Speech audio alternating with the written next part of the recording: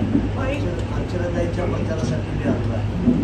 Bharatiya Janata party, Shiv Sena आणि राष्ट्रवादी आणि महायुतीच्या उमेदवार आहेत. अर्चनाताईलाही लेट उमेदवारी मिळाली आणि मलाही लेट मिळाली, पण दोघंही आम्ही निवडून येणार आहे. काय मी तुम्हाला नम्रपणे सांगू इच्छितो की ताई, हा मतदारसंघ तसा माझा बालेकिल्ला. मी बाळासाहेब पाटील उभा केलं तर तेव्हा ते थोड्या मतातून पडले. बाळासाहेब पाटील आमच्या बरोबर त्यामुळं ताई इथं घाबरायचं कारण नाही. मी जवळजवळ कालपासून 5-7 गावं फिरतो आणि इथे एक माझं वेगळं वजन आहे. पत्ता सुद्धा लागणार नाही. अंडर करंट आहे. तुम्हाला तुळजापूरला राहणारा किती रुपये मला माहीत नाही, पण तुम्हाला इथून आम्ही माहितीचं म्हणून टॉपचं लीड देण्याचा प्रयत्न करतो. भागवांनो आत्ताच ताई बोलल्या, मिनिस्टर असताना अर्चनाताईंचं काम पाहिलेलं आहे. त्यांना उस्मानाबाद्दल त्यांची जात, शेतकऱ्याबद्दल, महिलाबद्दलची असलेली ओढ फार मोठी आहे. राणादादा तुम्ही म्हणायचं की आमच्या पक्षात ताईला घेतो, तुम्ही तिकडे राहा, पुढे आमच्या दोघांचं जीवन. परंतु अतिशय अजितदादांचं मी अभिनंदन करेन की अजितदादांनी त्यांना उमेदवारी दिली. विशेष म्हणजे त्याबद्दल मी त्यांचेही आभार मानतो. आणि ताई, मला बी राष्ट्रवादीच उमेदवारी, ती जागा भाजपची, ती जागा राष्ट्रवादीची होती. राष्ट्रवादीच्या कोट्यातून मला ती जागा आहे. आदरणीय या देशाचे पंतप्रधान मोदी साहेब माझ्यासाठी आले, नंतर एकनाथ शिंदे साहेब 2दा आले, अजितदादा आले, नंतर देवेंद्र फडणवीस 3दा आले. आणि या 14-5 जणांनी अतिशय मेहनत मोठ्या प्रमाणात केली. आणि महायुतीच्या नेत्यांचं आभार मानेन की माझ्यासारख्या पक्षाला एक छोटीशी जागा देऊन तिथलं कमीत कमी 80,000 ते 45,000 मतांना लीडवर मी निवडून येतो. आणि आज ताई सांगतो की तुम्ही विजयाचे उमेदवार आहे. तुम्हाला एक बोलायला लागणार आहे 4 तारखेला. त्यामुळं तुळजाभवानीच्या साक्षीने सांगू इच्छितो की विकासाची गंगा असलेला जगजित सिंग राणा हा मितभाषी माणूस आहे. बोलतो कमी आणि करतो जादा. आणि आपले जे त्या उमेदवाराचं नाव घेऊन त्यांना मोठं करायची काही गरज नाही. आता ते बोलतात थोडं मोठं आणि बापाच्या जीवावर फक्त मतं मागतात. अशा माणसामुळं आपली प्रगती होणार नाही. या देशाचे पंतप्रधान मोदी होणार आहेत, 100% होणार आहेत. तिथलं बजेट आणणारं डबल इंजिन आपल्याला एकनाथ शिंदे, देवेंद्र फडणवीस आणि एकनाथ दादा येत आहेत. ह्या भागात जर सिंचनाचा प्रश्न, MIDCचा प्रश्न, रेल्वे हबचा, मेडिकलचा हब आपल्याला उभा करायचा असेल, आपला भाग दुष्काळी शिक्का पडलेला आहे उस्मानाबादचा, तो जर मोडायचा असेल तर तुम्हाला अर्चनाताईला खासदार करावं लागेल, तर आपली गरीबी हात.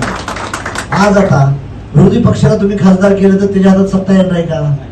राहुल गांधी पंतप्रधान होणार का? बिलकुल नाही. त्यांच्यात कोणाकोणात भांडणं होती. ती बारामतीकर म्हणते मी भाषिक बांधले, ममता बॅनर्जी म्हणते मला व्हायचं आहे, परत तेजस्वी यादव मधीच म्हणते की माझाच चान्स लागेल. त्यामुळे त्यांच्यात मिळ नाही. म्हणून माझी तुम्हाला विनंती आहे, आपल्या उस्मानाबादचा दुष्काळाचा शिक्का जर मोडायचा असेल तर अर्चनाताई खासदार होणं आपल्या हिताचं आहे. कारण दिल्लीचा फंड आणता येईल, राज्याचा फंड आपण एकनाथ शिंदे, देवेंद्र फडणवीस आणि अजितदादाकडून हिसकावून आणू आणि आपल्या भागाचं पाणी सिंचनाचं कसं होईल, आपल्याला टुरिझम सेंटर कसं वाढवतं. तुळजाभवानीचं सेक्टर आहे, कुंतलगिरी पर्वत आहे, आपल्याला टुरिझम सेंटर वाढवता येईल. परत दुष्काळाचा भाग आहे आपला. आपल्या भागातली मुलं पोटाचं खळगे करण्यासाठी पुणे मुंबईला आहेत, ती थांबतील इथं. मोठी स्टार MIDC एखादी आणली तर त्याचा उपयोग चांगला होईल. म्हणून तरुणांनो आणि सर्वांना माझी विनंती आहे, विकासाच्या मुद्द्यावर तुम्ही मतदान केलं पाहिजे. मला माहित आहे ताई इथं ओबीसी समाज मोठा आहे. OBC 90% तुम्हाला मतदान देणार, 99% OBC. आणि माझा परभणीला विजय झालाय, त्यात मेजॉरिटी असंच झालंय. मला शेवटी जातीवर आलं तिथं ताई, नसताना देखील मी कधी जातीवर बोललो नाही, तिथं आलं गेलं. पण तिथं आपण विजय होतोय. इथं नुसता एकटा धनगरच नाही, तर तुम्हाला लिंगायत समाज, मांजारी, साळी, माळी, कोळी ही मेजॉरिटी देतील. आणि मराठा समाजातला बुद्धिजीवी वर्ग आहे, तो देखील मोठ्या प्रमाणात तुम्हाला मतदान देणार आहे. त्यामुळं राष्ट्रवादीतला आहे. आज मी लढाई तिथली जिंकून माझं मतदान झालं, त्यातलं मला अनुभव आला. थोडंसं मायनॉरिटी लोकांच्यामुळे थोडं आपल्याला सावध राहावं लागेल इथं, मायनॉरिटी लोकांच्या बद्दल विशेष म्हणजे. आणि मायनॉर जी OBC मधले छोटे जाते त्या समाजाजवळ कॉन्टॅक्ट करा.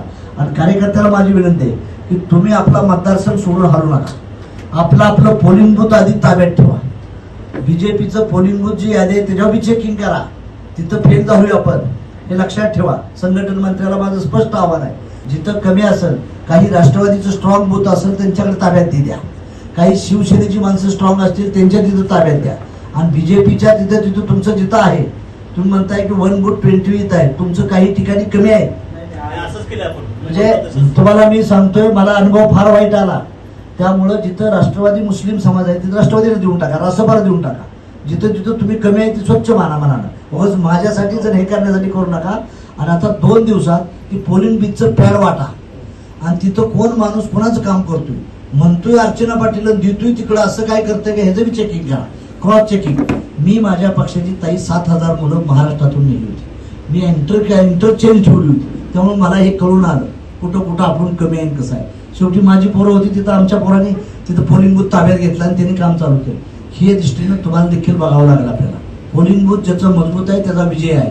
त्यामुळं सोनगिरीचा माणूस सिद्धगिरीला जायची गरज नाही, कुंतरगिरीचा माणूस परांड्याला जायची काही गरज नाही, भूमचा माणूस येसवंडीला जायची गरज नाही. तिथल्या माणसानं तिथलं कव्हर करायला. याचा ऐनवेळी मजा म्हणून, फिरायला म्हणून, गाडी म्हणून ह्या गोष्टीचं 3 दिवसात काळजी घ्यावं लागेल. भाजपची लोक असतील त्यांना भाजपची सेक्टर आहे ती पकडा. जिथं शिवसेना स्ट्रॉंग आहे तानाजी सावंत साहेबांचं, त्यांना सांगायचं तुमच्या माणसाला लावा. जिथं आरपीआय कुठं असेल अशा लेवलनं जर केलं तर आपलं बूथ मजबूत होतील. आणि शेवटच्या दिवशी तुमच्या तालुक्याचं ताई काय करायचं ते मी करतो. आज जाता जाताच काय भांडण करायची ती करतोय मी. काही अदृश्य हात देखील इनडायरेक्टली तुम्हाला मदत करतील याची काळजी घेतली. अदृश्य आणि ते आपल्याला टॅक्सी शेवटच्या 2 दिवसात फिरावं लागतात आपल्याला. समजा कोण मित्र कोण कोणाचा परमनंट नसतो, त्यांनाही उद्या आमची गरज असते. त्यामुळे आम्ही तिथे करून आपली सीट कशी लागली पाहिजे ह्याच्या दृष्टीनं डोळ्यात तेल घाला. कोण मान अपमान म्हणू नका. कुठं उमेदवाराची अवस्था बेकार असते. मी आणि आम्ही दोघं नवरदेव आहे. त्यामुळं कोण बी इथून दादागिरी करतो, त्यांना टेन्शन देऊ नका तुम्ही. तुमच्यापर्यंत एखाद्याला गाडी नाही मिळाली, एखाद्याला कुठं जेवण नाही मिळालं तर तिथं लगेच शिकवू नका. आपलं असेल तशा पोझिशनमध्ये हे 3 दिवस हे कौरव पांडवाचं युद्ध आहे. हे जिंकायचं आहे युद्ध दोन्हीवर. तुम्हाला आपल्या भागात जर विकास चांगला करायचा असेल, तुम्हाला मी चॅलेंज देऊ सांगतो, मोदीकडून आम्ही पैसा आणायला कमी पडणार नाही. उस्मानाबाद जिल्ह्याचा मीही पालकमंत्री होतो, त्यामुळे उस्मानाबाद जिल्ह्याचं मला माहिती आहे. त्यामुळं अर्चनाताईन आम्ही दोघं तिथं असू तर आमच्या परीने जेवढा फंड उचलून आणायचा आहे, हाताला धरून मोदी साहेबाच्या, हाताला धरू एकनाथ शिंदेच्या, हाताला धरू देवेंद्र फडणवीसच्या, हाताला अजितदादा धरू आणि फंड आणू. फंड आणल्याशिवाय आपला विकास होणार नाही. रस्ते असतील, नॅशनल हायवे असतील. एक हायवे गेला, रात्री मी त्या एका गावात मुक्कामाला थांबलो वस्तीवर, 1 कोटी रुपये एकर चाललाय. तर अलीकडे आलो कोणतरी म्हणजे 27 लाख रुपये एकर चालले म्हणजे ही अवस्था कशामुळे वाढली. नॅशनल हायवे जर हे रेल्वेचं हब झालं, वंदे भारत ट्रेन आपण उस्मानाबाद तयार करू, एखाद्या बोगीची फॅक्टरी आणू, कुर्डवाडी आपल्यापासून जवळ आहे. म्हणजे ही कधी करता येईल आम्हाला, तर दिल्लीची सरकार आपलं पाहिजे, खासदार आपला पाहिजे. अर्चनाताईने मी असेल तर मोदी साहेबांजवळ जाऊन बसू. आणि मी एका पक्षाचा घटक दलाचा नेता आहे, छोटा पक्ष आहे, डायरेक्ट बसू शकतो मोदी साहेब. तारीख घ्यायची काही गरज नाही. मला साहेब मला उस्मानाबादला आणि परभणीला व्हायला पैसे पाहिजे. तर हे मी काही स्वतःला कॉलेज काढायसाठी पैसे मागत नाही. मला मागितोय का? तर ह्या भागाचा विकास करण्यासाठी म्हणून तमाम भूम पारण्याच्या लोकांना मी सांगू इच्छितो की ह्या गोष्टीवर विश्वास ठेवा. आणि अर्चनाताई अतिशय चांगली खासदार आहे, बोरका खासदार आहे. माझ्या बापाला असं केलं तसं केलं असं सवलत मागून खासदार की नाही, समाजाचं हित होत नाही. भावनेवर किती दिवस तुम्ही मतदान मागणार, विकासावर मतदान मागणार. म्हणून माझं चॅलेंज आहे, उस्मानाबाद कराडो भूम पराठ्याची गरीबी हटवायची असेल तर अर्चनाताईला तुम्हाला खासदार करावं लागेल ही माझी कळकळीची विनंती आहे. टोटल बहुजन समाजाला आजचे हे कॅसेट आहे ती प्रत्येक गावागावात जावा, ताई तुम्हाला फायदा होईल. आणि आपल्या भागातली माणसं मुंबईला आहेत त्याला आणायचा प्रयत्न करा. मी आणल्या 200 लक्झरी लावून पुण्याहून माणसं घेऊन आलो परभणीची. इथली देखील देवी पाड्यामध्ये बरीच राहतात. तुम्हाला नाही जमलं तर मी ती लक्झरी करून पाठवून देतो. मुंबईमध्ये जी पंपांड्यातली लोक जी आहेत तिथं सोनगिरीचे आहेत, आपल्या परांड्याचे काळेचं गाव असलेलं काय ते बाप्पाचं दत्तपिपरीचे गाव आहेत, असे 5-7 गावातली लोक आहेत तिथले. जी लोक आहेत ती मुंबईतलं आपलं 100% मतदान आहे. ते मतदान आणण्यासाठी देखील तुम्ही बीजेपीचे बाळासाहेब त्याची काळजी घ्या. विशेष म्हणजे ते मतदान आलं पाहिजे. ते तिथले त्या गाड्या आहेत, दहीसर असेल, बोरुले आहे, भुरुंड आहे, परांड्यातली माहिती आहे, सोनगिरी कुठली माणसं आहेत त्यांची यादी देखील मी तुम्हाला द्यायची सोय करतो. तर ती जर मतदान आपलं आलं तर ते जवळजवळ 20-25 हजार, मी जवळजवळ 50,000 मतदान आणलं बाहेरचं. जिंतूरचं वेगळं आणलं, गंगाखेडचं वेगळं आणलं, पाथरीचं वेगळं, घनसांगवीचं वेगळं. तसं तुम्ही देखील ती प्लॅनिंग करा. आणि ग्रामपंचायतला जसं इलेक्शन होतं तसं करा. आपण काय करतो, ग्रामपंचायतला मारामाऱ्या खेळतो आणि खासदारकीला मोकळ ठेवतो. अरे खरी सत्ता दिल्लीत आहे. दिल्लीत सर्वात मोठी तिजोरी लाल किल्ल्यामध्ये, तिथं करोड रुपयाचं बजेट आहे. तिथं एक मंत्रालय इथलं अख्खं मंत्रालय सारखं आहे, एवढं बजेट आहे.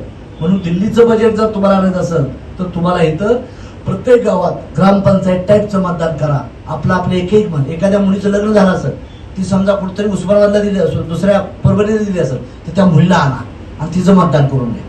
एवढं मायक्रो विजन तुम्हाला प्लॅनिंग करावं लागेल तर आपली सीट यात बसती. याचा विचार करा. माझी तुम्हाला कळकळी घ्या. बीजेपीवाले हुशार आहे, तुम्ही ह्या गोष्टीला डोकं लावा.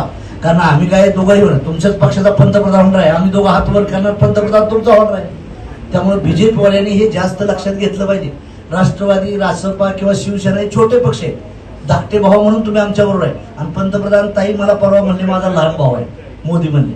त्यामुळे मोठा भाऊ पंतप्रधान असल्यामुळे आपल्या दोघांना पैसा कमी पडणार. मी सांगेन की बाबा म्हटल्यानंतर थोरल्या भावाच आपण प्रेम करू. थोरल्या भावाला सांगू आपण की मला उस्मानाबादला मला परभणीला बजेट पाहिजे, नाही म्हणणार नाही. म्हणून माझी तुम्हाला विनंती